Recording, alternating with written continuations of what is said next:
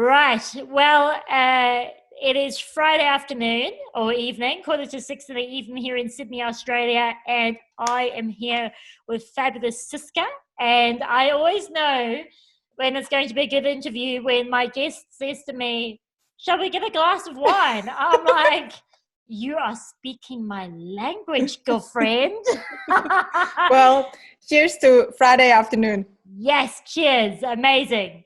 So, look, since this is our first hot date, and we don't really know each other, and you're new to the audience, tell us about you. Tell us about you. That's it. Oh my God, that is such a big question. So I was born in a little village many, many years ago. Okay. So I'll give you like a little bit of a shorter version, and then I guess we can delve into any parts that are interesting to the audience. But I always start with saying that clearly I have an accent, and it is because, funnily enough, I have lived in Sydney in Australia for over 14 years. So I am also an Australian citizen. I grew up in Switzerland and I still have my accent. I moved here when I was 23, so you can now do the calculations, of course. Well, like, give them a second, because they say anything like me, they'll be like, on the Friday afternoon. So I grew up in Switzerland in a tiny farmer village outside of Bern, the capital, and I moved to Geneva when I was in my late teens to go to the university in Geneva because I wanted to not study, do my studies in German. In Switzerland, we have 4 official languages. One is Italian, French, German, Swiss German, and a mountain language called Romansh. And I like Swiss. We have a Swiss language, which is my native language, and French, and I don't really like High German, which is what we call the proper German. Hochdeutsch. Which is Hochdeutsch, which is actually your native language, I believe. Well, I would say English is more, native, I suppose, yes. Yeah, so I don't enjoy speaking High German. So I moved to Geneva to do my studies in French, and I did political science to make my dad proud, and I did marketing to make myself happy. To do something that I want to do, which is obviously how things work a little bit in Switzerland. Sometimes you just follow a little bit what's going on there. And I guess I always some people always sometimes ask, like, Swiss people are quite conformists. Like, how did you fit in there? I'm like, well, I don't think maybe I did, and that's maybe why I live here now. Okay. And I go home a lot. I still call it home. I call this home too. I have different homes, and my closest friends are still all Swiss, and I go home at least once a year, sometimes twice, sometimes more. And when I was 16, I moved to Costa Rica for a year. I got to do an exchange year there, and then I just basically tried to escape Switzerland whenever I could. Yeah. Lived in Egypt working on a windsurfing station in my late teens, in between studying, and then ended up getting a sponsorship to come to Sydney. When I was 23, I got a sponsorship to go to Sydney University to do my degree there, just for 1 year. Because otherwise, after 1 year, I would have had to pay the fees here, which I couldn't do. In Switzerland, all the university fees are paid for by the government. You just pay a little fee only, like Germany. And so I ended up here when I was 23, and I'm just like, wow. I love this. I mean, I live right on the beach. You can see it in the background here. I love the ocean. I'm an ocean lover. And I just love this place. And so I then went back, finished my degrees, and came back here. And I was also dating an Australian that I was then married later. And we were married for 10 years. We only just separated last year and a half ago or so. We're still super close. We run one business together, and he's a legend. He's an amazing human. And anyway, so I ended up in Australia and worked in advertising first for a little while, and then 11 years ago, while I was working in advertising, and I was doing strategy, stuff that I quite enjoy. But then 11 years ago, suddenly my dad, my whole family's in Switzerland, my dad had a heart attack. He was only 58, and he passed away really quickly, overnight, pretty much. And my poor brother, I have one older brother, he's a Swiss banker. Very conventional. We're very black and white, him and I, and we love each other super. a lot, which is very different. So he, poor guy, had to call me and tell me that our dad just passed. And that was the moment, that's 11 years ago now, that was the moment where I looked at my life, and I was still very young, obviously, and I'm like, what? Like, wow. And I suddenly had this question in my mind, and the question was, if I was to die right now, would I be happy with what I'm doing with my life? And the answer was, I can do better. I can make a bigger impact. And so I quit my career in advertising and started my first business, which is Basic Bananas. And that's the company that I think you maybe found me through. It's a marketing mentoring business. We've been running this now for 10 years. And basically what we do is marketing mentoring programs. So when I was working in advertising, I realized that a lot of small businesses don't have access to the knowledge that our corporations have that I used to work with, and it's too expensive for them to pay an advertising agency. So I wanted to bring this knowledge to small business owners. And then I partnered with my ex-husband, and he was his background is a professional surfer, and then had his own surfboard business, and he was just really good at running businesses and buying businesses, selling businesses. So we partnered together and started Basic Bananas over 10 years ago now. And then from there, other businesses. I love building businesses that make an impact. So Basic Bananas now, we have a team of 28 people that are working. Right now, we're all working from home. We do have an office here nearby. Actually, I just came from there. That's why I was running a little late. I had a meeting, just a Zoom meeting. I wanted to go sit in a different space. Yeah, totally. You know, every now and then. There's isolation. Like, go from here to this chair to the couch to the bed. Yeah. Like, okay, how about I will leave my house for once. Yeah. So we have 28 people working from around the world. We started in Switzerland a bit over a year ago. We have Udo there who runs it. We started in the US maybe 3 years ago with Val. He runs the company there. And then over the years, a few years ago, we started a brand consultancy called The Business Hood, which one of my best friends, also a Swiss Australian girl, runs. She's basically running the business, and we just all sit in the same office when we sit somewhere. And then a few years ago, started another business called Ocean Lovers, just to really do something for our oceans. And at the moment with Ocean Lovers, we only have a few products, which are surf suits for women made from recycled plastics. And at the moment, all the revenue that we get is going back into organizing beach cleanups. And we have a kids program that is for free, that is teaching kids how to be more aware about ocean conservation. So that's pretty much, roughly how I ended up here. Amazing. Such a cool story. And I always love it when people share sort of their past experience and their past journey.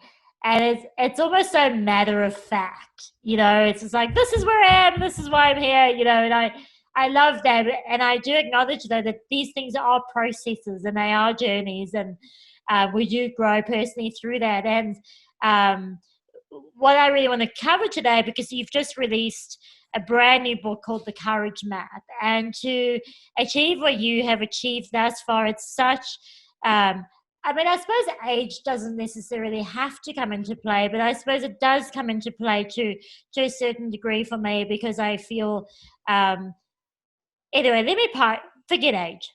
Forget what I just said. Let's go back to the courage thing. Because I'm like, no, forget that courage. But yeah, so you've released this book, The Courage Map, and I've had the privilege of going through it. I haven't had the time. I haven't taken the time to deep dive into it, because I knew I'm going to interview you, and this is really my preferred forum.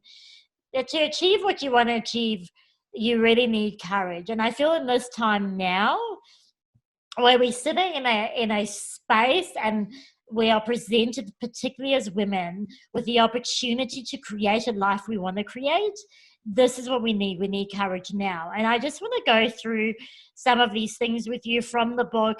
I mean, you highlight 13 principles to live boldly. And I love that premise of living boldly, because I feel we are still programmed to play small and to fit into, as you said, that conservative shoebox that we grow up in, and it's really a choice for us to step out of it, and now's their time to act boldly and to be bold. And so I'm so excited to cover this, and I wanted to read a section from the book on courage on page 4. So I'm just working from my iPad here. It says, what is courage? Courage is not about being fearless. It's about making brave decisions despite fear. Courage is skill. It's the ability to overcome your habitual responses to fear and to react consciously in your best interest and the interests of others. Courageous people stay true to themselves, take risks, face challenges head on, and lead by example. Courage gives you the ability to confront what frightens you. And I feel since I'm now exploring the feminine, I feel in the masculine, when people talk about courage, it's about fighting the fear and getting over it. And I think there's just a much nicer way and a gentler way to move through fear. What has your experience been with that? Yeah, this is a really great question. And just for the listeners, quickly, how this book came about, and then also to answer your question, how to move through fear, maybe in a little bit more of a less forceful and more graceful way. So I wrote the book. I started this journey. So a few years ago, I was having a little bit of a very early midlife crisis where I was just questioning, a few things, including my relationship and things like that. And so I decided that it would be smart to go ride a motorbike from Switzerland along the Silk Road to Kazakhstan, 12,000 Ks. And so I did that, and I was joined for some of it by one of my friends, a friend in the US who is really good at motorbikes, and I'm not. I can ride, but I don't really know too much about maintenance, and I was going to do it on my own. What do we have men for, right? This is one thing we have men for. Well, yeah, it's kind of nice, right? And he's the mechanic and stuff. And I was going to do it on my own, and then he suddenly asked me when he found out about it. He's like, "Oh, can I join you?" And initially, I'm like, "No, I think I need to do this on my own." And then luckily, I did say yes, which was really good. Actually, he saved my butt a few times. And while I was on his journey, he said to me, because he's been observing me for a while, and he's like, "Franziska, you should write a book on courage, because I love how you show up in the world. It's different. It's like, do you never have fears?" I'm like, "Yeah, of course I have fears, but I don't let them stop me from doing what I feel is aligned with what I need to do." And so he said that, and then I said, "Well, funnily enough, I have been thinking about writing a book on courage. I've just haven't had really the time or the space to do it. I have once produced a program on courage for Mind Valley, and that's a few years ago, 4 or 5 years ago. And then from there already I thought, oh, maybe I should write about this. Anyway, so I started writing this book on this first leg of the journey, and it took me almost 2 years now from start to finish, including doing all the revisions. And then I've got a publisher now doing all the the admin stuff that my team also doesn't want to do. So that's just a quick background on how this book came about, and it's got a lot of episodes and story that are taken from this journey. Now, to your question, how do we move through? Yeah, so I think the main thing is that I want people to know a few things. One is that, yes, so courage is not about being fearless. It's about taking action despite the fear. And secondly, courage can be learned.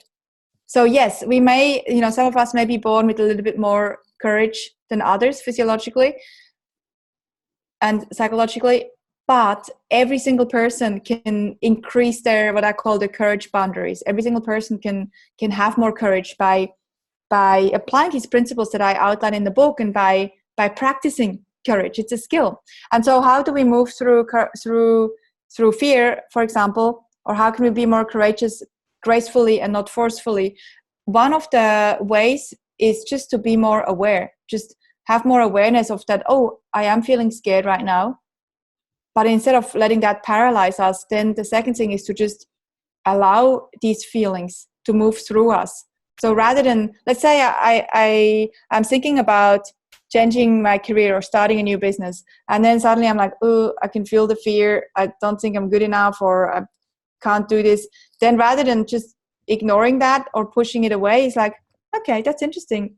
I wonder why I'm feeling that. And then allowing this feeling, so just feel fear for a minute, maybe for a week, maybe for a day, for an hour, forever, how long. And then usually with feelings like that, feelings that are based in fear, usually we can then move through them. So that's a little bit more of a graceful way. And I guess, guys, as you say, they're just a little bit more fearless, I think, just go.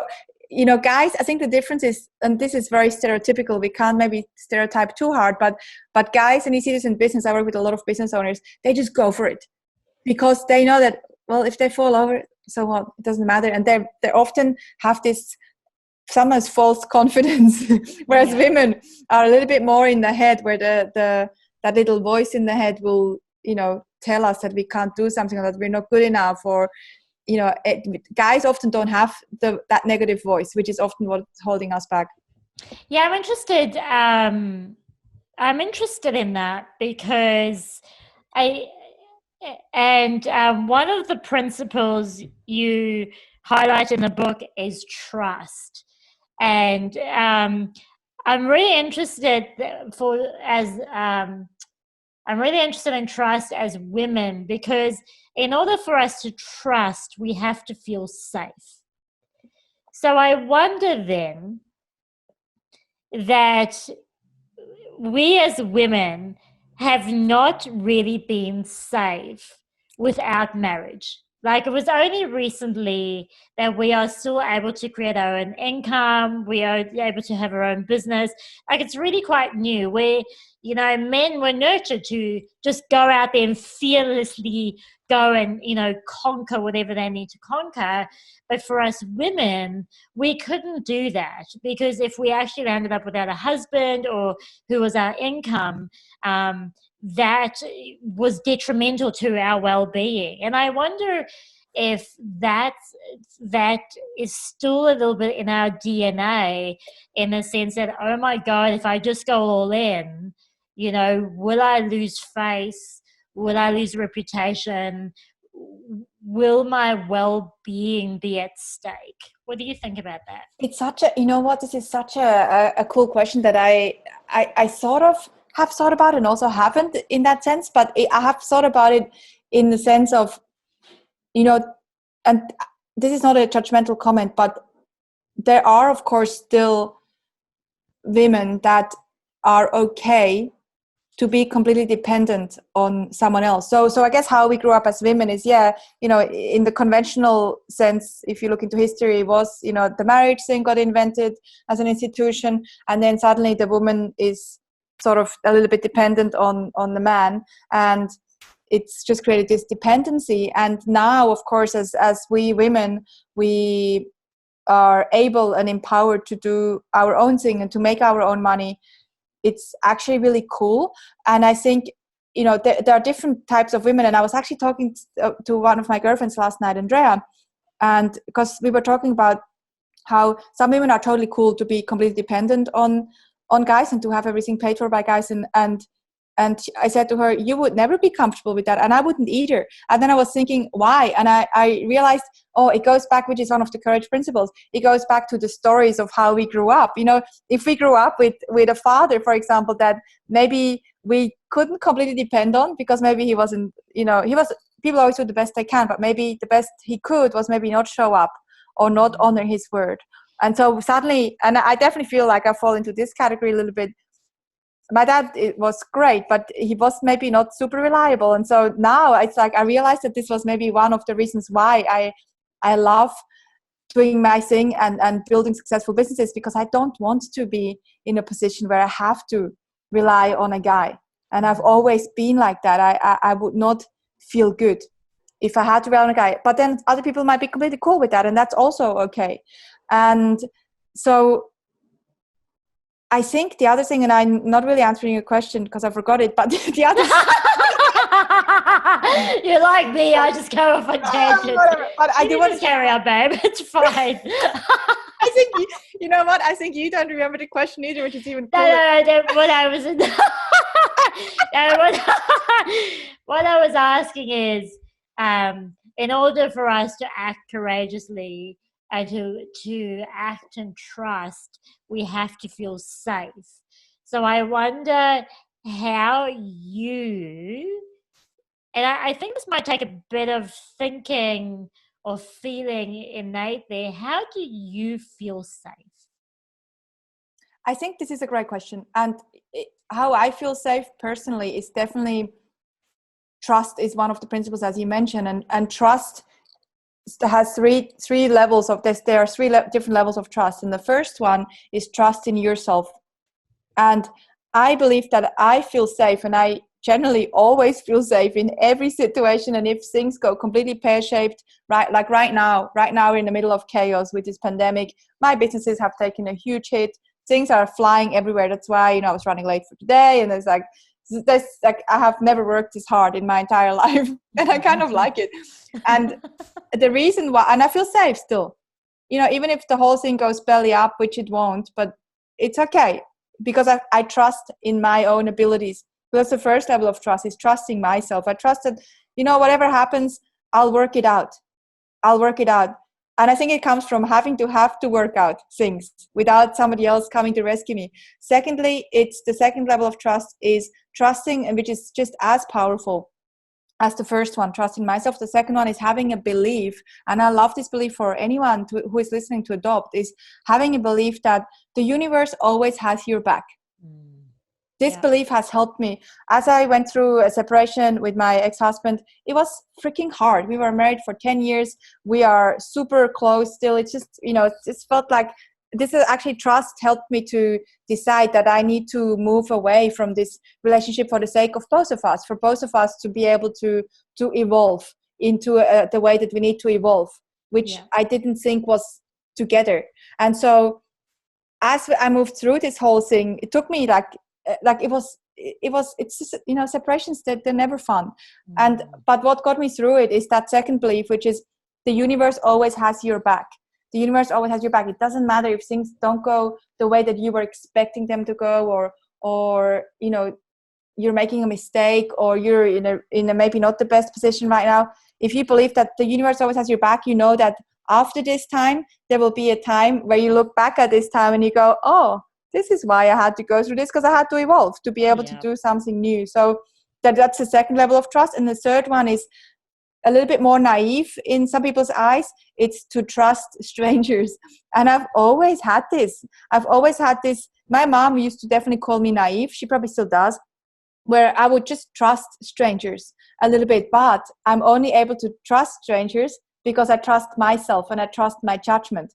So I only trust strangers when I feel like, this feels good. I'm trusting this person. And sometimes, of course, I get it a little bit wrong. I don't remember right now which time, but I'm sure there are times. But when you trust in yourself and you trust that the universe always has your back, you're more able to trust strangers. And when you trust strangers, they can feel it.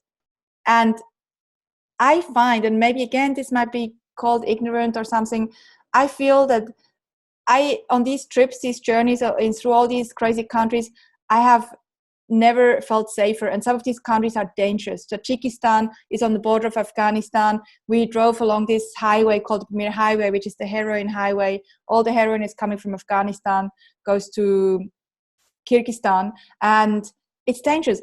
I never felt safer, and it's because I trusted in myself, the universe, and that I can trust people. And when I trust them, they can feel it. People in Tajikistan, which was meant to be a dangerous place, were the kindest humans I have ever met. It's also one of the poorest places in that area, in that region. So that's trust. I think through trust, I feel safe. I love that. And I agree with you. So I want to start with the backwards. The trust thing to me is so interesting. Trusting strangers. One, why mistrust them? So the question is to me, why wouldn't I trust them? Like, it's interesting because, I grew up in Johannesburg, South Africa, and I've been out of South Africa for 19 years now. But I went back and I went to go visit my mother who lives over there. And admittedly, Mum had a string of very negative experiences. They broke into the house, 4 armed men tried to get into her house, etc., etc. So she had quite yeah, she was living quite fearfully. And Mm-hmm. I remember going back there and I remember saying to Mum, I refuse to live in fear. I refuse because fear attracts fear. So I won't live in that space. And I'm very conscious of that. So I think we get taught not to trust. And yet I feel trusting is a normal, natural thing. Like that's a really one. And then I mean that with trust all round. The only reason we don't trust ourselves, I feel, is because we get taught not to. Yeah, We get taught to trust our parents. We get taught to trust our yeah, teacher. We actually get taught to trust anyone else but ourselves. it's so Everyone else true. knows better than us. And so the journey, the real journey back to the red hot truth is coming back to self and trusting yourself. And I wonder, and this is something I've really taken on this year, is the only truth I know to be true is my own experience. And so, really, the rest of it's just hearsay, right? I listened to your incredible story of being on a motorbike and driving 12,000 Ks, and that's phenomenal, right? And I love the lessons from that. But those are your lessons. So I could take what I want from that lesson. Like, that sounds like a really cool lesson, right? How would I go and experiment that for myself? And I feel courage, as you said, comes through action. It comes through experimentation. And I'm with you there 100%. Not always 100%, I waver a lot, but knowing that there is a law out there, universal law, that things will work out for you. It's just, we are meant to be well. That's just the way it is, right? And it's to, as you say, it's to really evaluate. The question is, why do I feel unsafe right now, and what do I need to do about that, right? Yeah. I love that. It's Thank very true. And I think if you have that belief that, hey, it's okay, things will work out, you will make mistakes, of course. But mistakes are generally, of course, I think, and you probably feel the same way, they're here to help us evolve. And you see a lot of people stuck in a position, whether that's in a job or in a business they don't like, or in a relationship. Especially in relationships, you see so many people stuck because it feels unsafe to change something. I love that. And you talk about in the book, you talk about the fear prison. Can you tell me a little bit about the fear prison? What is it? Yeah, so the fear prison is basically just when you do let these fears that we all have, you let them paralyze you, you let them not make you take action. And it's very normal to have that, but you can get completely stuck in a fear prison. And it's I don't think everybody is maybe on this path right now in this lifetime. Not everybody wants to strive to be a better person or a better version, and there's nothing wrong with that. There are very many people that might not be completely happy right now, or maybe happy in one area of their life, maybe not completely happy with the job or the relationship or anything else. And maybe it's okay, maybe they just right now, you know what, I'm in this relationship, I'm married, and I'm just going to stick it out until the kids are old enough. Then I'm going to change something. And it's okay, like it's okay. And then there are very few people that will say, you know what, I don't know how long I'm going to be on this planet, so I'm going to live super hard and my best life right now. And that means that I'm going to maybe have to walk a little bit through a poop show Yes. for a little while to come out on the other end, which sometimes we don't know how long these shows go for. Totally, But right. generally on the other end, it's like, oh my God, I'm so grateful. Yes.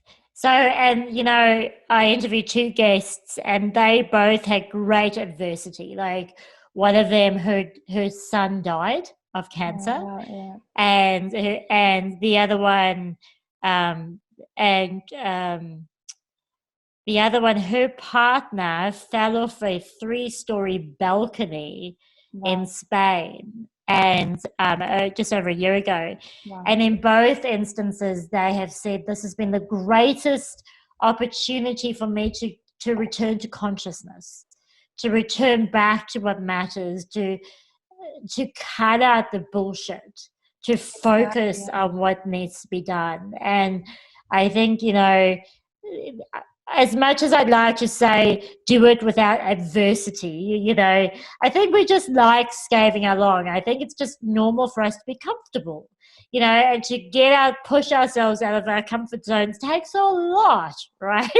And that's why often we wait till crisis point where it's like, fuck, now is it, right? Yeah. But the question is on this point, and then I'll let you ask the question, because so your show is called Truth, right? The Red Hot Truth. So I think what's happening here and in the world and in society is that people and the truth is so important, and it's so cool, and it's what helps you live your most fulfilling, most aligned with yourself life. However, a lot of people don't know the truth, and they don't want to face the truth, and they don't know their own truth, and that is why we compromise, of course, because we're like, I don't really know my truth, and to be honest, I don't want to face my truth because it ain't really pretty right now, so I just close my eyes. So that's of course what's happening a bit too, and that's why we get a little bit stuck sometimes in a place that maybe we would love to move out of. And so how did you discover your red hot truth? Well, I think I've always been very clear on, so maybe we start with what is truth. In the book, one of the principles is called truth, and the truth is basically understanding yourself and what is true for yourself. So these include, for example, your values. So what do you stand for in your life? What's important? Sometimes we don't know what our values are, and then it's really hard to make decisions because we're like, I don't know, my values are his values or her values. It's like, no, you have your own values. Maybe they're the same, but you should know what is important to you, and then you can make decisions based on what's true for you, not what anyone else tells you.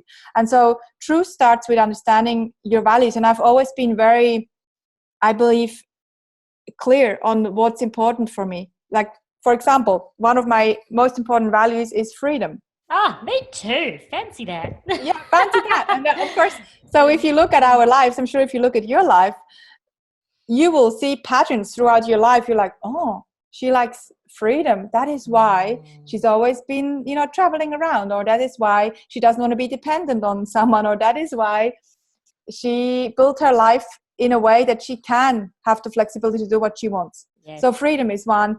Love is another one. I love love, and love is probably my top one. And it's not just romantically love, it's all kind of love. I think love is so awesome. I love it. I have it tattooed even on my I love love. You really love love. I love love. And the second other one, so it's love and trust. I love trust, and I have trust also tattooed because trust is a reminder. It's like when things don't go really well, I need to remind myself to trust that it's all good.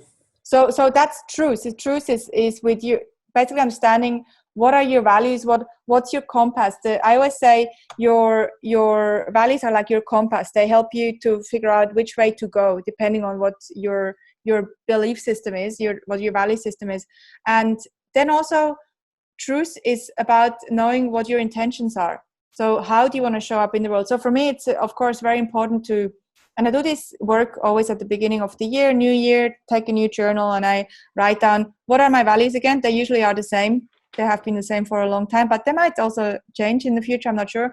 And then what are my intentions? So how do I want to show up in the world? I want to show up with an open heart. I want to show up with generosity, with curiosity, etc. Mm-hmm. So that's basically how, I guess I know what my truth is, and then what decisions I need to make based on that. So when you say intentions, I suppose we could label that vision as well. I suppose if we talk about more in the common language, often people go, what's the vision for your life? And what I have found is that because of the masculine culture we live in, success has been painted as material value. So it's status, power, and money, right? If I just refer to the celebrity culture and the people that are being followed on social media, like the Kim Kardashians and the Taylor Swifts and things like that, it's all very glitz and glam, and the status symbols and the success symbols are the big houses and the big cars. And yet I find that very few people are asking themselves, what quality of life do I want? And who do I want to be in this world? And how, what questions do you ask yourself? Because I find asking yourself questions are really valuable. What questions do you ask yourself when you decide to show up as the person you want to show up in the world? Yeah, this is again a really good question, and I'll share with you exactly how I see this and the questions I ask myself. So the vision and the intentions are actually slightly, how I define it as, are slightly differently, but they all work together. So I would definitely ask myself, what is my vision, which is sort of, the book is called The Courage Map for a reason, because it's designing your map to be courageous. It's also designing your map to live the life that you are totally super proud of. And it starts, of course, with, I ask myself, what is my vision? You know, what would I love to achieve? What legacy do I want to leave? That's sort of the bigger picture. What do I want to be remembered for? I once, a few years ago, wrote my own eulogy. So I wrote, you know, if I was dead, what would I want my best friend Annick to say? So I wrote it. So she doesn't even know that I wrote it. I should probably maybe you should share it with her. Like, I just want you to say this. Yeah, exactly. I actually probably should send it to her. I'll tell you so that's that. So that's my vision. Then I ask myself, okay, what is my compass? So what are my guiding principles to get me to this vision? And my guiding principles are the values. So what are my values we spoke about? And then the next thing I ask myself, how do I want to show up? While I'm going from here to there, and I have my guiding principles, how do I want to travel? Do I want to take the skateboard or the surfboard or the Volkswagen or the Tesla? How do I want to show up? And those are the intentions. So the intentions are basically, the question that I ask myself is, how do I want to show up in this world? And it doesn't mean that you always get it right. You know, I might say, I want to show up with an open heart. There are many moments, of course, in my life where I'm like, ooh, is my heart closed? Oh yeah, it feels a little bit closed. Maybe I should remember to open it. So it doesn't mean that you always do get it right, but if you have it written down in a journal, or, you know, I have a journal, actually, the Courage Map journal. We can give them the link maybe later where they can get it for free. You write this stuff down, and this is sort of your roadmap to how you do life, basically. Yeah, I love that. I really love that. And there's such power in writing these things down and getting clarity around them, because I feel, for myself, I can only speak for myself, is that when I don't have clarity around what's important to me, what my vision is, what my intentions are, I just get lost. I get lost very, very quickly and very, very easily. And then I get totally out of flow.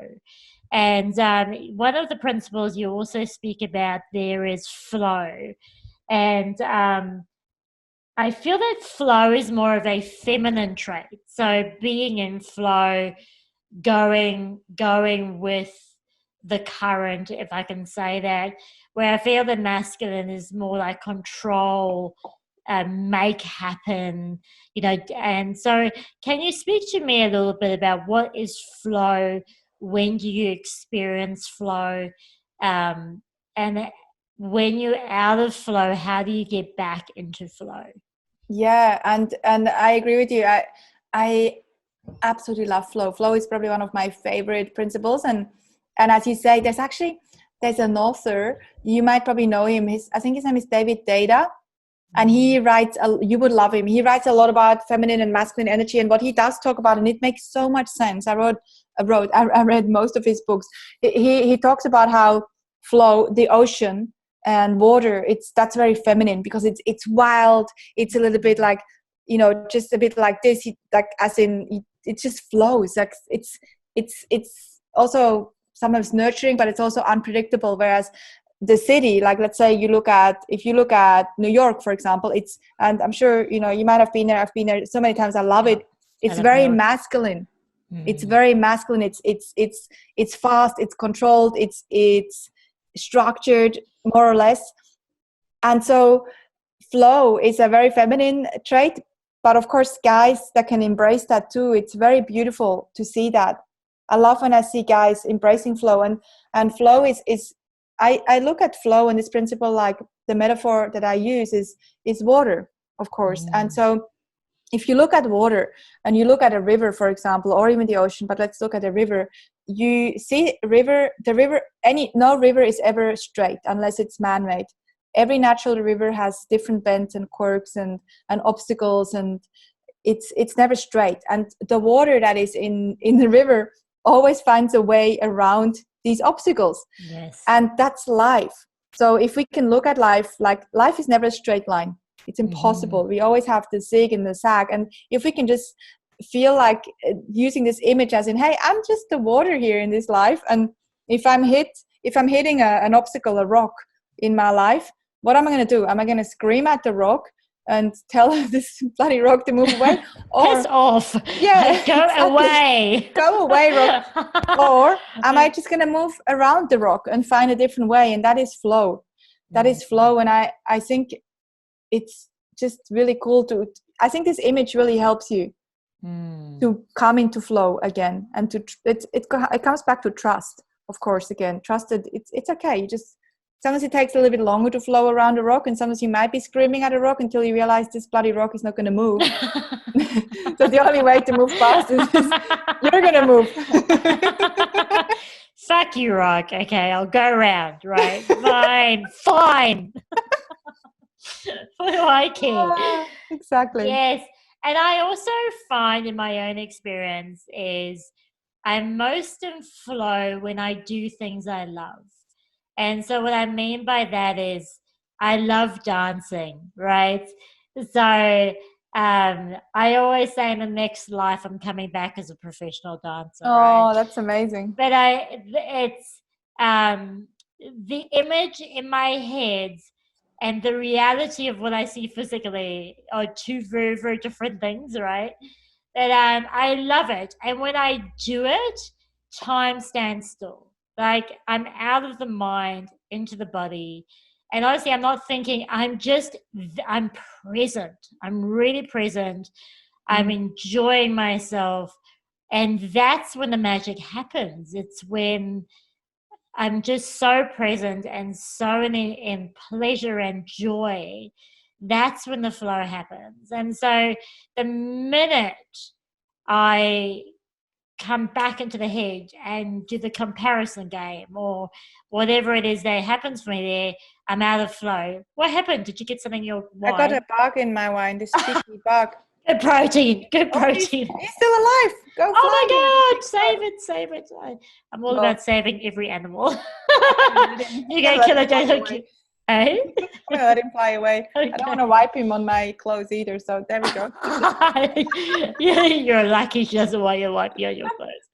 Yeah, I love that, and I just feel flow happens naturally when we're in our soul space, when we're in our trusting space, when we're in our feminine space.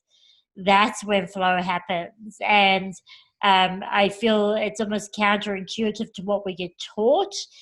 And yet it is one of the most pleasant states and the one where we do our best work and live our best lives. I really love that. Maybe we can share on this, because you mentioned it a little bit, which I think is actually, it's a little bit off topic, but it's such a cool thing to mention. Obviously, like flow states are those states that you get in. For example, when you're dancing, you're like just gone. You're just dancing. It's like you're just in this flow state. And often how you can get into these flow states, it's also when you're working. I've had flow states for the last few weeks so hard, because I think we've been so incredibly productive. I was going to say busy, but I'm trying not to use the word busy. So productive with all the changes happening right now in the world. And you get into this flow state. Usually you can get into this flow state when you are in a peak performance state. Like, for example, surfing.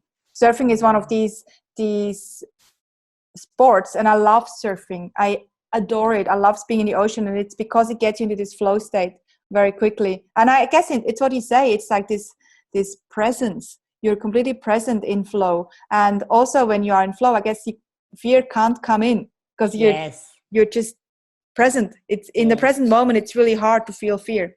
Yes.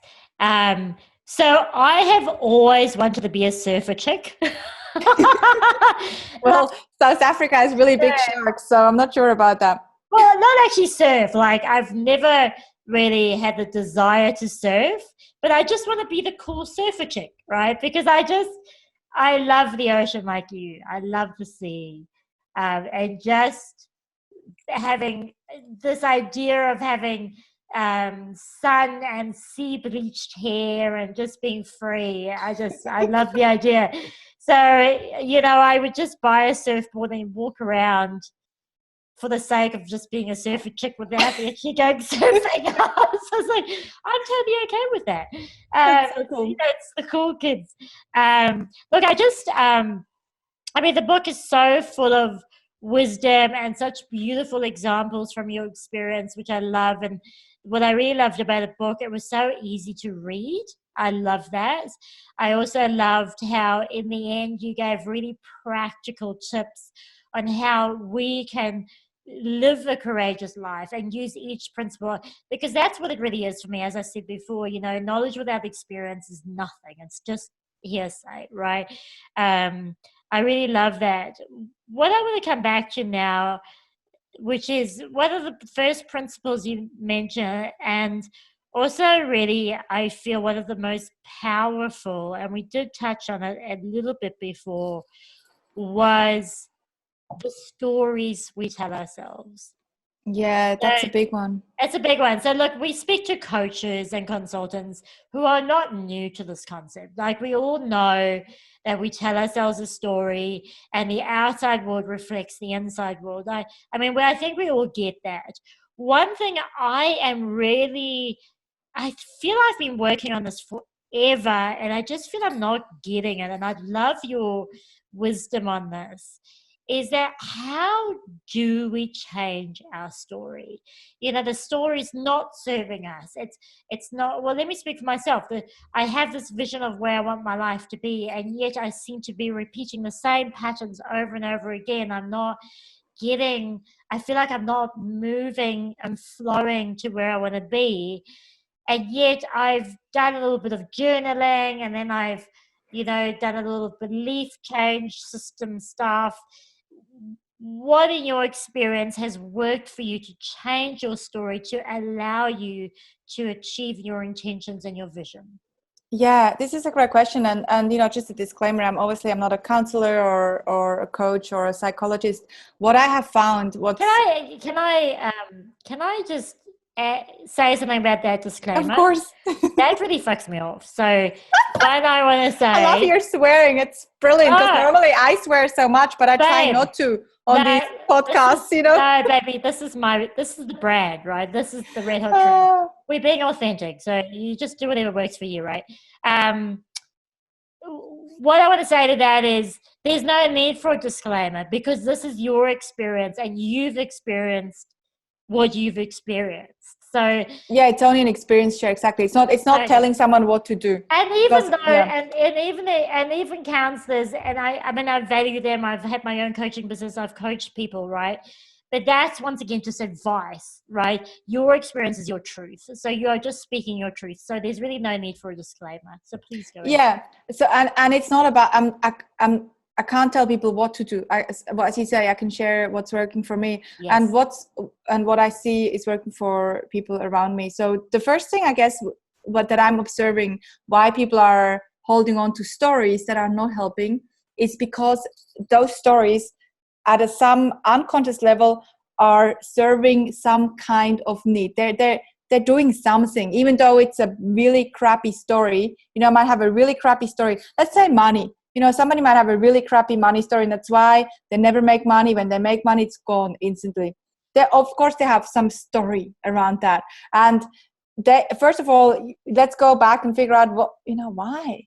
What? Oh, maybe it's because I believe that money is evil, because I grew up really poor, or I grew up really rich and nobody liked me because I was so rich. So what is my belief?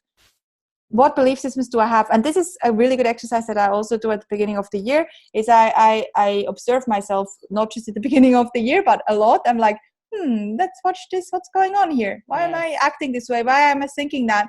And so then I realized, oh, I have a belief around money, or around love, or around work.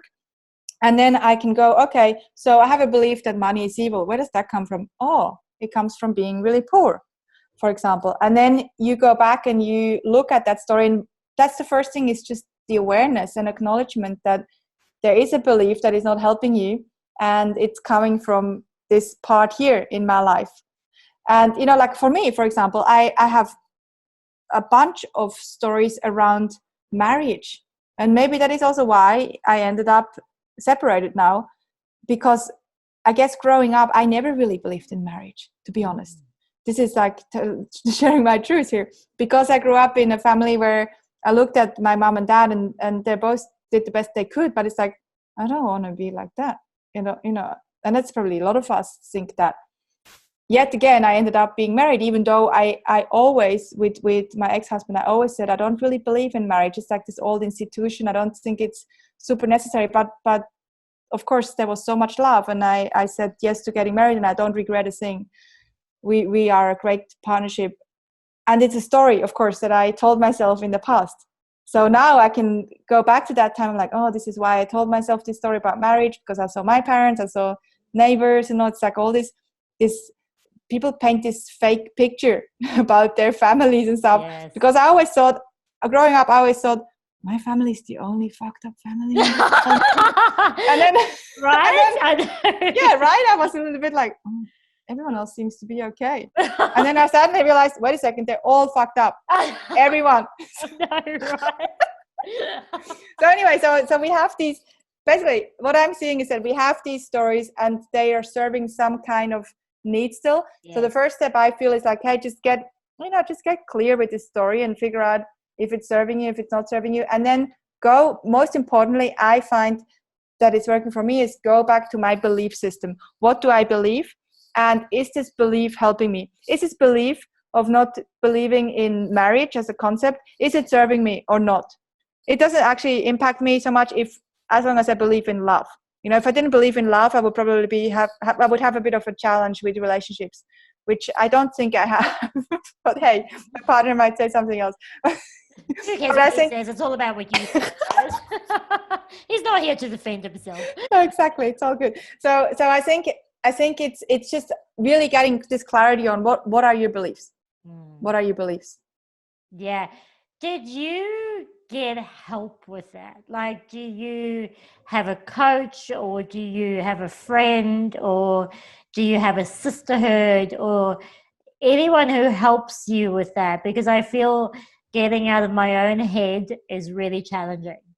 Yeah, you know what? I don't have a specific, I haven't had a coach or a counselor or anything like that, which I don't say it's not good. I just never felt the need. I think I just always felt like I got this, like I can make my own decisions, and I trust myself more than I trust any single person in this entire world.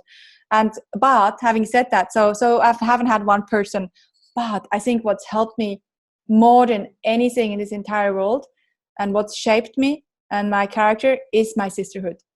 I think for women especially, and I think we have a lot of women listening to this and watching this, I think our sisterhoods are one of the most important constitutions that we can ever have. And I grew up with amazing women. There's 4 of us actually, that the sort of the core. We all growing up in Switzerland, went to school together. We've known each other since we were 7 years old, and we're still connected. We talk. We sometimes don't talk forever, but when we talk, it's amazing. We have a reunion. One now lives in Alaska, 2 are in Switzerland, I'm here. And at least every 2 years we try and have a reunion. It's sometimes challenging because some have kids. But tomorrow morning, for example, at 5 a.m, I'm going to get up to have a virtual call with all of them, which we don't do often because of time zones and we're busy. Yeah. But these girls, even though I don't see them very much and I don't speak to them very much, they're there, and I know and we're there for each other. I know that if I was in freaking Siberia, I could call them and they would show up. And so it's this. And then of course I've got some really close people here that I feel the same way about. I think it's these people, without even having to tell them what's going on. It's just having that bond, that is helping you almost to trust yourself more, to make the right decision for yourself. It's not so much about going to them and say, hey, what do you think? It's more like, I make the decision and then I tell them, hey, I just did this and I probably fucked up. And then they're like, okay, good on you. We're here if you need us. Yeah, I love that. And this is so interesting because this is what I keep saying to women is we need to stick together and find the sisterhood and create the sisterhood, because I feel we've been so fragmented and really have bought into this philosophy of individualism, self-made person. I mean, I don't believe anyone's self-made. I think we all have, people in our lives that help us along the way. So, I mean, it's almost like there's a few people that have that sisterhood and there's a few women who don't. So how do you suggest for those women who don't have that sisterhood, how do they either create it or join one, or how do they make it happen for themselves? Yeah, and you're very right about that. And I think you can see usually which people have a sisterhood and which ones don't. There's something about it, and I can tell you a little bit what I think it often is, and where you start when you don't have a sisterhood is think about, are you a little bit competitive when it comes to women? That sometimes you meet women and no matter how cool they are or how stunning or what they have, what status or what not status, you meet people and it's like, bang, yes, awesome, I support you, you support me, strangers. And then you have sometimes you meet women and you can see straight away they're checking you out. They're like, yeah, who are you and why are you successful and why do you have this? And those are generally the women that haven't grown up with this concept of sisterhood. Because when you know this concept of sisterhood, you don't judge chicks. It doesn't matter how they look or what they do. It's like, hey, yeah, I got you, you got me. It's like this secret code almost. And when I was traveling actually in Turkey especially, this was so cool, this concept. So, and I sort of verified my concept in Turkey because Turkey is Muslim and I'm not Muslim, of course. And I was riding a motorbike. I was not wearing burqa.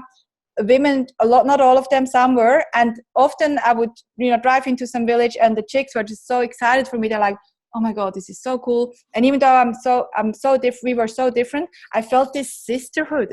I felt like, you know what, they got me and I got them unconsciously in this sort of energetic way. And I think for women that are missing a sisterhood, the first thing to do is to just put out this energy that you are here for other women, that you got them, you don't judge them, you're here for them. And of course we all, like, judgment is so easy and I of course judge too. But I'm trying to do less of it. But I think, you and me both. But I think it's the first thing that we can do as women is just put out this energy that, hey, I got you, you got me, and you will meet women that you can connect with. And as I said before, like with my sisterhood, we don't talk very often. We don't need to. Yes. It doesn't matter because we got this thing that is not visible. It's like this bond. Yes, I love that. And I've got two friends as well, and they live in different countries, and I knew them in South Africa, and same thing, we hadn't seen each other for years, and eventually I was like, why are we not connecting, like, with this online technology? And so we were doing meeting once a month. And then Jenny, my friend's just moved to Melbourne. She's just immigrated from South Africa to Melbourne, which is super exciting. And I can't wait to go and see her when all this stuff does what it does. But yeah, and I also, in my experience, I feel that when I've lacked the sisterhood is when I've not known or when I've not acknowledged my own value. Yeah. When I've been stagnated and when I've felt I'm not good enough and I haven't moved forward, and then I was looking for someone to rescue me instead of being part of a sisterhood. I was looking for a rescuer. Yeah. And that's one of the experiences I've had. It's several times. It's this terrible, no, not terrible, but it's a story I've changed within my life, right? So, and I just encourage everyone listening to reach out and to work in the sisterhood and to make that a priority, because as you say, it's just, that's part of safety too, You know you've got your own back, and then you know other women have got your own Totally. back too. And Yes. that just allows us to thrive. And that's what I feel we need most of all now in this time, in this space where there is a massive opportunity for us women to step into feminine leadership, to create a partnership economy, and to say, hey, this is us, like, you know, and to commit to the feminine, to be courageous in doing that, and to do that together, I think is just now's the time. And so let's consciously and willingly support each other in everything we do. I think that would be amazing. I agree. And I think it, as you practically you summarized it, I think it's about right now more than ever, but always it's about cheering each other on rather than thinking about what they've got that you don't have, or vice versa. It's about being happy for someone, being like sincerely happy for someone and what they've got, that maybe it is something that you would like, but just being super happy. And the second thing is also with sisterhoods, it's about being vulnerable. You know, when you will create the deepest bonds with people when you, and this is courage. You know, Yes. vulnerability takes so much courage. When you can be vulnerable and you show people that your sisterhood, that you have flaws. Your flaws are, this morning actually I caught up with one of my sisters here, Sarah, and we just went to the beach for a swim. We were going to go surf, but it was so dumpy, and we were just lying on the beach for a few minutes, just sharing our struggles and you know, talking about, hey, I'm really struggling with this or this, and it just, there's no agenda. It's just being vulnerable. And that's part of course having your sisters around you, that they don't need to fix you. They're just there, and they see that you're not invincible and they're not either.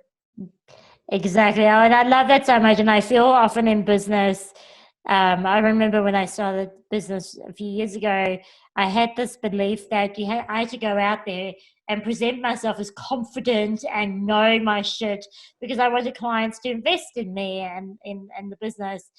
And then but equally I needed that, as you said, that sisterhood to say, actually, I'm not okay. Like, I'm really experiencing this, you know.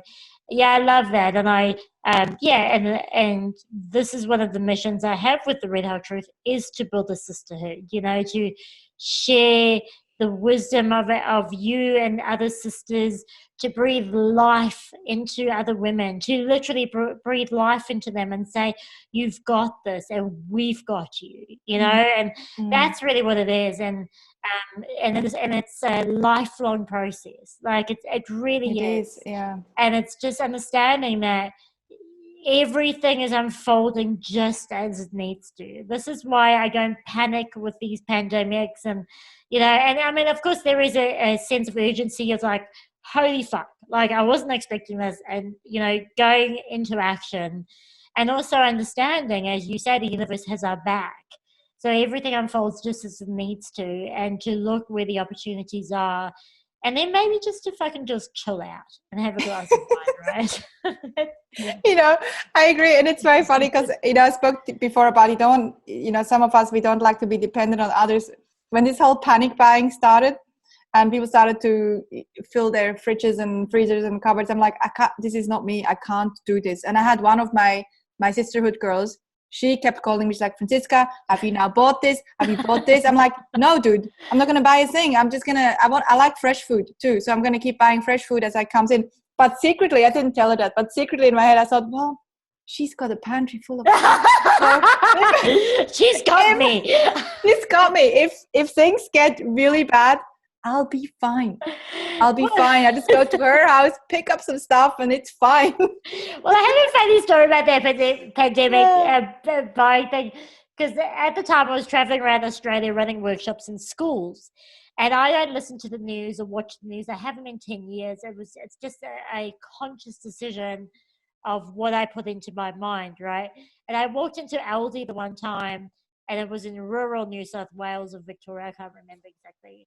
And I remember the shelves were empty, and I remember thinking to myself, oh my God, they must have had some massive sale, because wow, you didn't even know what's going on.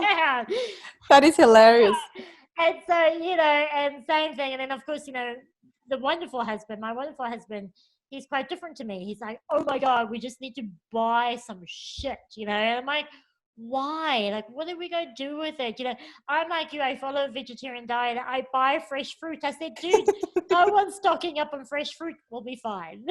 Exactly. Because every time you walk into the shop, there's no toilet paper. There's no of the, the fast food kind of, the crappy food is not there. But the fresh fruit, food? vegetable, all that stuff is still there. Well, Right. you know what? We might not be the last ones laughing, because I kept a little bit laughing and making jokes about toilet paper in the very, this is like a month ago. I'm like, yeah, you guys all buying this toilet paper. And I'm like, this is hilarious. And now I'm like, oh, my cupboard is running a little bit on the lower end. I should maybe not have laughed about this. The toilet paper thing is the funniest thing. And just on that, coming back to consciousness, right? And to awareness and to understanding and to seeing perspective is, if there is going to be a pandemic, toilet paper is not going to be the highest thing on your list for survival. Okay, I'm just putting it out there. I don't know if washing your bum is really that important, or wiping your bum, right? But for me, well, if you don't eat anymore, you're not going to go to the toilet that much anymore. Right, exactly. Just the water. Like, water seems like a more important thing to hold. Like, I mean, I love the book, and I love how it's written with such love, and such caring, and so easy to read, and so it really is a map. I do love that it is a map for women to pick up and go, okay, well, I need a process, because it's often we need a process, because if we want to create change, we need a way to do so. And this book really does allow an easy step-by-step process to do that. And there is a link. What was the link for that journal? You know what? Yeah, my team just set up the redirect, which makes it super easy. You just go to the Courage Map, so THE Courage Map MAP.com, and it will redirect to where the journal is, and also where they can pre-order the book or order the book if it's already out now. Perfect. I love that. So the Courage Map, of course, we'll put the link. We'll put the link in the show notes. So I've got 3 more things to ask. First of all, what's one practical thing women can do now to live a more courageous life? That's a really good question. What's one thing? I feel so honored. You keep saying all my questions are good. I love that. My ego. Yes. I love my ego. My ego is being stroked right now. And you know what's and the thing is this, people always say there are no dumb questions. I don't think that. I think there are dumb questions. Your questions so far have not been dumb. I do think there are dumb questions, but yours have not been dumb. So what is one thing they can do? I really do think the one thing that people can do right now is get clarity on their truth. So take the principle of truth. If they grab the journal, actually, if they go download the journal, which you can get the journal for free without even ordering the book. But of course, if you want, of course, also grab the book, okay? Because you want to do that. Just get the book too. It's on Amazon, and I think it's only like $6-7. I have a publisher, I don't even know, but I think it's $6-7 for the digital version. Or nothing. That's less than a cup of coffee, right? One of my girls in Switzerland, Annick, one of my sister girls, she's like, "What the heck, Amazon? I watched this documentary on this guy, and why are you doing this?" I'm like, "Dude, I have a publisher. It's admin. I don't know. They do this, la la." Anyway, and then the physical copy might be $20-25 or something. Okay. So grab the journal. In the journal, you have questions to ask yourself about your truth. So the one thing you can do right now is get clarity on your truth, which is, what do you believe in? What are your beliefs? What are your values? And what are your intentions? So that's the one thing I think everybody can do right now, because then you make decisions right now in this challenging time. You make decisions that are aligned with your truth, and not just random, like, what's he doing? I'm going to do that. No, you do stuff that is right for you. Yeah, I love that.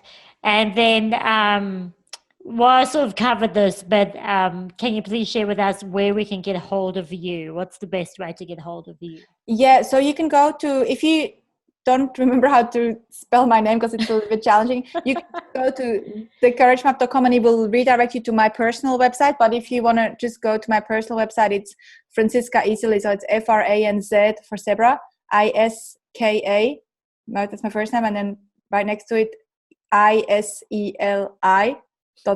You can put that maybe in the show notes. I'll put that in the show notes.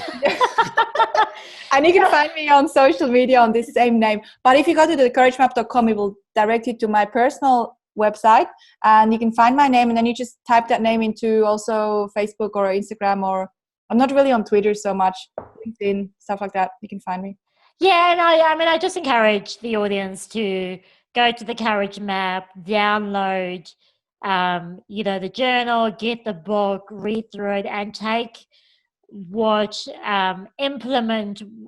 I mean, even if it's just one thing from that book to live a more courageous life. And then if you have, if you want to contact Sista, and then, definitely do so on socials. But I think the main intention, and correct me if I'm wrong here, is for you to go and live a more courageous life, and not to follow her life on socials. It's to create your own courageous life. Do your own thing, exactly. Yeah. Do your own thing and share it with me too if you want. Yes, so do that rather than follow her and her life, right? Because that's just what the Red Hot Truth is all about. And exactly. So my favorite question is, what is your Red Hot Truth, and how are you living it? What is my Red Hot Truth? I think my Red Hot Truth is probably my number one value, which is love. I just love it. And I think courage, so our emotions are either based on love or based on fear. When we are basing our emotions on fear, when our emotions come from fear, we have feelings such as jealousy, frustration, anger. When all of our emotions are most of our emotions are based in love, we feel courage and excitement and gracefulness. And so my Red Hot Truth is to remember and remind myself to come from love, so that I can feel excitement and playfulness and joy and courage in every moment that I possibly can, even when things are challenging. I can remember and remind myself, hey, remember, you're coming from love? Oh yeah, I remember. Why am I again, I don't know, why am I angry? And it's okay to feel anger and frustration and sadness. I feel all these emotions, and then I just allow them rather than judging them or getting more angry about being angry. And then eventually, as I feel those emotions, I will come back to emotions that are based in love. I love that. Well, lovely lady, thank you for sharing a glass of wine with me.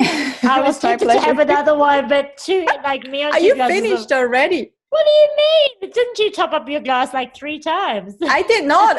I'm still drinking the same one. I'm a lightweight. I topped up this was water. No, oh my God. Yeah. Just sneakily drinking. This is why I only drink one glass of wine, because I drink it like cool drink. And the second glass of wine is never pretty, so I just stick to one. That's amazing. But thank you for sharing your wisdom with us. Thank you for writing the book. And I'm excited to see where the women who take on this wisdom and implement it into their life, I'm excited to see where that goes. So thank you so much for your time today. My pleasure. Thank you for having me, and thank you for doing your work too. Ciao, Bella. Ciao. Ciao, bellezza. Well, that's a wrap, everyone. Thank you for being here with us at the Red Hot Truth podcast. If you loved it as much as we did, please download this episode, share it with your friends, and remember to subscribe. Your time to shine is now. See you next time. Ciao, Bella.